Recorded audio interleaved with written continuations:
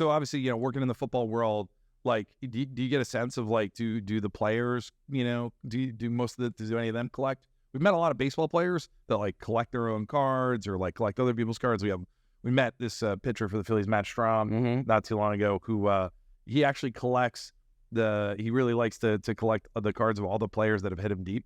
The pitcher, right? So anybody that's like, that's double-edged sword there. In terms of your collection starts getting too big, you might be out of a job pretty soon.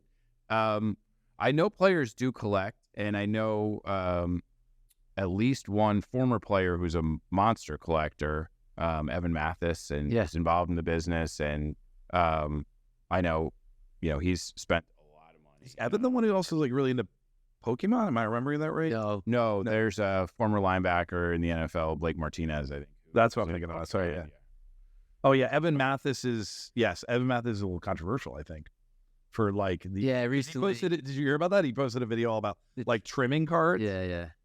I did see that actually. Yes, I saw that. And I imagine that's frowned upon. We'll get him resquaring and centering cards. Yeah, if you can help us book him on the pod, an interesting episode.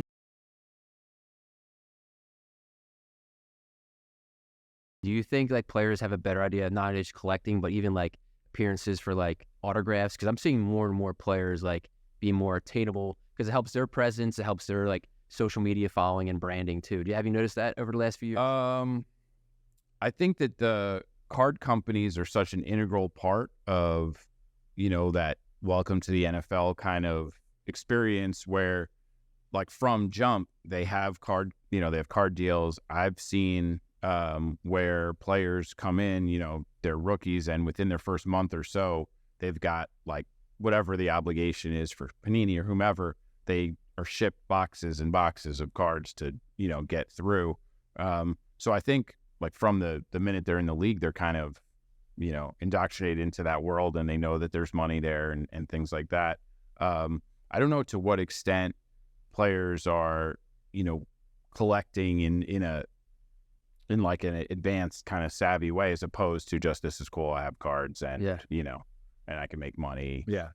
And cards today, like there's some pretty cool, like, they now offer, the cards with memorabilia embedded in the card, right, with the patch cards, and I've seen like a lot of cards that have like cleats and things like that. It's really smart. And I think when I think back to cards I collected as a kid, and the value was so like artificial in terms of we never had a clue how many of anything there were, and it was just like, oh, good player, early card, must be worth X, Y, or Z. It was totally artificial, whereas opposed to knowing that there's a fixed supply of these things, one of ones, and that makes total sense. Yeah. I wish at the time, way back when, it would have occurred to me that this is the most ridiculous market.